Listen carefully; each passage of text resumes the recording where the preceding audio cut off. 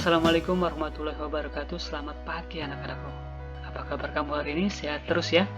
Salam damai sejahtera untuk kita semua, dan kita tetap patuhi protokol kesehatan, tetap di rumah, belajar dari rumah, tidak boleh kemana-mana dulu karena masih PPKM diperpanjang sampai tanggal 4 Agustus. Baik, kita akan mulai materi hari ini tanggal 27 Juli 2021, hari Selasa ya. Kita akan membahas soal AKM mengenai numerasi. Kamu kemarin sudah sempat latihan untuk soal literasi dan numerasi pada hari Sabtu dan Minggu. Meskipun itu belajarnya dari rumah ya, mengerjakannya dari rumah, kurang lebih nanti soal dari AKM bentuknya seperti itu. Ada kesulitan tidak? Nah, kalau kamu ada kesulitan, nanti boleh komentar di YouTube ini, di video ini. Nah, kita akan membahas matematika. Ini bentuk apa ini? Ya, ini adalah pecahan dari 1/4 yang memiliki nilai yang sama. Aduh, kita langsung ke materi. Lupa berdoa. Jangan lupa berdoa terlebih dahulu ya sebelum melakukan atau mengakhiri kegiatan. Berdoa dulu. Nah, setelah berdoa kita langsung ke materi lagi nih. Jadi ini adalah salah satu bentuk dari pecahan 1/4. Tentu kamu masih ingat dengan bentuk arsiran ya, karena diajari di kelas 2, 3, dan 4 kemarin. Memiliki nilai yang sama dengan 1/4 dan 0,25. Kenapa 0,25 juga memiliki nilai yang sama dengan 1/4? Karena jika 1 dibagi 4 hasilnya 0,25. Sedangkan gambar arsiran, bentuk yang diarsir dari persegi panjang ini adalah bentuk dari 1/4. Yuk kita kasih contoh soal berikutnya. Nah, 3/8 memiliki nilai yang sama dengan, ada yang bisa menjawab? Ya, tepat sekali. Di kolom B dan D. Jadi 3/8 ini memiliki nilai yang sama dengan poin B dan D. Kenapa? B merupakan penggambaran bentuk dari 3/8 jika digambarkan dalam sebuah sketsa gitu ya. 3/4 atau arsiran atau bentuk arsiran. Nah, sedangkan D, kenapa D? Kenapa 37,5%? Nah, jika kamu hitung 37,5% itu memiliki nilai, ketika kamu hitung memiliki nilai yang sama dengan 3/8, yaitu 0,37,5 atau 0,75. Cara untuk menentukan persen. Nah, kamu harus ingat betul bahwa nilai tertinggi dari persentase adalah 100%.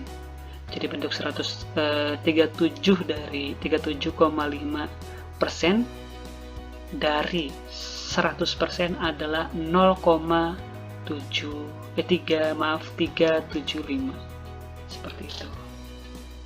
Nah, untuk lebih paham mengenai kegiatan AKM ini atau literasi, numerasi, kamu bisa mengerjakan soal latihan nomor 1 dan nomor 2. Nanti Bapak share di grup WA soalnya. Nah,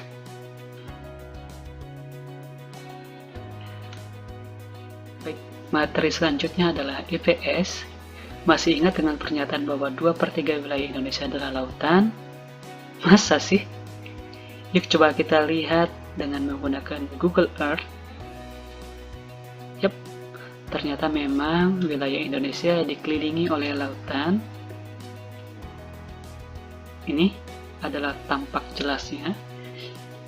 Jadi ada Samudra Hindia sebelah sini, ini Samudra Pasifik, ini Laut Jawa, ini Laut Andaman. Ternyata memang Indonesia dikelilingi oleh lautan. Nah, ini tampak jelasnya ya. Kita akan bahas satu persatu pulau-pulau yang ada di Indonesia, tapi tidak semua pulau ya, karena di Indonesia itu ada sekitar ribuan pulau. Ada sekitar ribuan pulau. Ada ribuan pulau. Kalau mau bahas satu-satu nanti capek. Bapak bakal bahas pulau-pulau yang besar saja, seperti Sumatera, Kalimantan, Jawa, Sulawesi, Papua. Oke. Lanjut ya ke selanjutnya, slide selanjutnya. Sumatera. Pulau Sumatera merupakan pulau terluas kelima di dunia. Merupakan wilayah perairan sehingga banyak terdapat daerah rawa. Di wilayah timur terdapat banyak sungai besar seperti Musi, Batanghari, Asahan, dan Sungai Indragiri. Adapun di wilayah barat sampai selatan memandang Bukit Barisan, pegunungan ya. Di Sumatera banyak terdapat gunung berapi aktif, berarti bisa meletus, seperti Merapi, Talang, dan Sinabung, dan lain-lain tentunya. Nah, Pulau Sumatera juga dulu disebut dengan Pulau Andalas atau Pulau Perca ya, Perca atau Perca ya, Pulau Perca, atau Pulau Swardana Dwipa yang berarti Pulau Emas dalam bahasa Sanskerta. Nah, jika kamu perhatikan ada di peta ini ada gambar yang berwarna coklat. Ini menandakan daerah pegunungan atau dataran tinggi, sedangkan daerah yang berwarna hijau yang mendekat ke laut ini adalah dataran rendah atau daerah dataran rendah.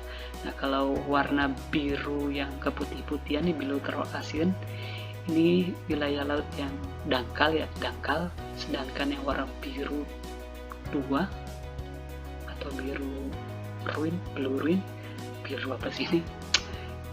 Biru ya, biru tua gitu.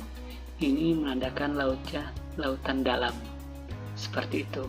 Nah, di Pulau Sumatera juga terdapat selat.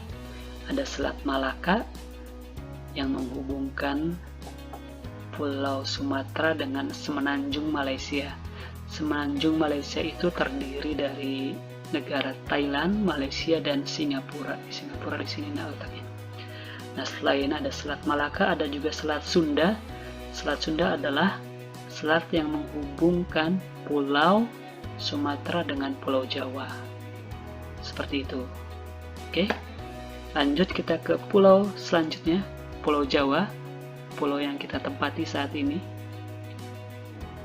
Nah, ini adalah gambar dari Pulau Jawa. Pulau Jawa merupakan wilayah terluas kelima di Indonesia dan merupakan pulau terbesar ke-13 di dunia. Pulau ini relatif mudah karena sebagian besar terbentuk dari aktivitas vulkanik. Aktivitas vulkanik itu aktivitas Gunung Merapi ya. Karena di Jawa itu juga disebut Ring of Fire karena di Pulau Jawa banyak terdapat Gunung Merapi. Kemudian sebagian besar tanah di Pulau Jawa adalah tanah yang subur. Karena itu, karena apa? Karena terdapat Gunung Merapi, makanya tanahnya subur. Nah, ini gambar atau peta dari Pulau Jawa diapit oleh dua samudra.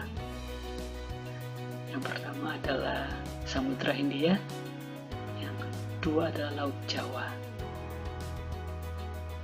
Dua lautnya. Dan di sini masih ingat ada selat apa ini? Selat Sunda. Oke. Setelah Pulau Jawa, oh ya, sama penjelasannya untuk peta ya. Jadi gambar yang berwarna coklat tebal adalah dataran tinggi. dataran tinggi ini warna coklat. Kemudian yang warna hijau adalah dataran rendah, wilayah dengan dataran rendah. Seperti itu. Oke, kita lanjut ke pulau selanjutnya, Kalimantan. Nah, ini Kalimantan, gambar pulaunya. Nah, ini penjelasan dari Pulau Kalimantan. Kalimantan didominasi oleh hutan hujan tropis yang kaya akan pohon berkayu besar. Meskipun sekarang banyak sekali pembalakan liar, di hutan-hutannya ditebang untuk dijadikan perkebunan, dan itu membuat banjir di mana-mana. Kemudian di Kalimantan bagian selatan terdiri atas dataran rendah, pantai rawa, perbukitan, dan pegunungan. Di bagian tengah terdapat pegunungan Maratus yang membujur dari utara hingga selatan. Kemudian di bagian timur daerah perbukitan yang ditumbuhi oleh hutan primer, sekunder, dan semak belukar. Di bagian barat dataran rendah yang terdiri atas rawa monoton, rawa yang sama gitu ya, rawa banjir, rawa pasang surut, dan daerah aluvial. Pada daerah ini ditumbuhi hutan bakau, hutan rawa, dan lahan dengan berbagai jenis rawa. Ini gambaran dari Pulau Kalimantan.